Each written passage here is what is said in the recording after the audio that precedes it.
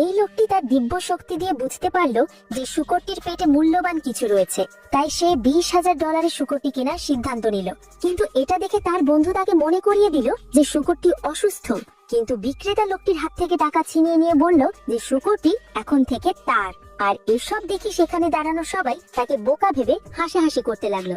এরপর লোকটি একটি ছুরি নিয়ে শূকরটির পেট চিরে ফেললো এবং সেই শূকরটির পেট থেকে অদ্ভুত একটি জিনিস বের করলো।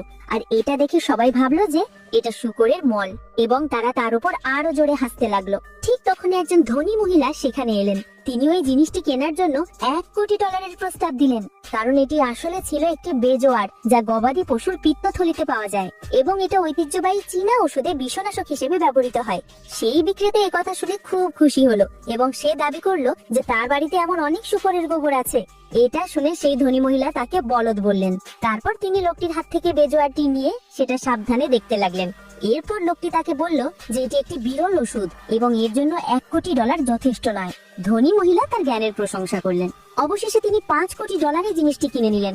এটা দেখে সেখানে দাঁড়ানো সবাই হতবাক হয়ে গেল। তারা বিশ্বাসই করতে পারছিল না যে শূকরের পেট থেকে পাওয়া একটি পাথর এত মূল্যবান হতে পারে।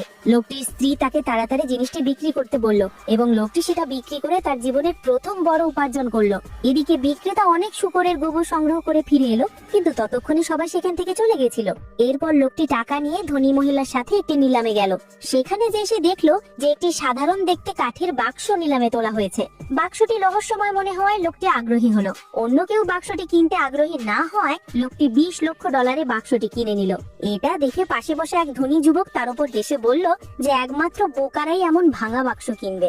এমনকি একজন অ্যান্টিক বিশেষজ্ঞ সেই যুবকের কথাকে সমর্থন করে লোকটিকে মূর্খ বলল। অবশেষে যখন বাক্সটি $20 লক্ষ লোকটির কাছে বিক্রি করা হলো, তখন ধনী যুবকটি আরো জোরে হাসতে লাগলো। কিন্তু লোকটি একটি হাতুড়ি দিয়ে বাক্সটি ভেঙে ফেললো আর ভেতর থেকে উজ্জ্বল আলো বেরিয়ে এলো, যা দেখে সবার চোখ ধাঁধিয়ে গেল।